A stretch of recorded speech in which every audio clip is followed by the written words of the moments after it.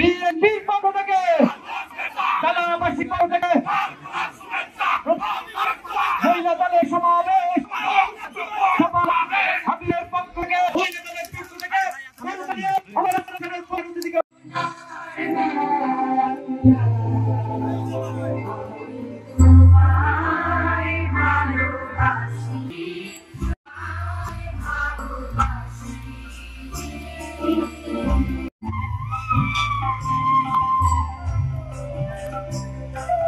যাকে খুশি তাকে দেব, আপনার যাকে পছন্দ তাকে দেবেন, কিন্তু আপনার নিজের ভোটটি আপনি নিজে দেবেন। ভোট যেন কেউ চুরি করতে না পারে। 2018-তে আমিও একজন ক্যান্ডিডেট ছিলাম।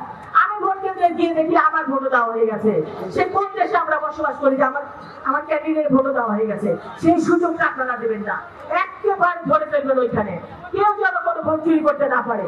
আমরা ভোট চুরি করতেও চাই না, আমরা ভোট বিনা ভোটে নির্বাচিত হতে চাই না। আমরা চাই যুদ্ধ করে লড়াই করে জিততে। তার ব্যবস্থা নেব।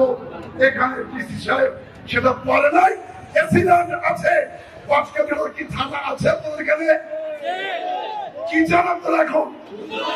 জনগণের কি চান?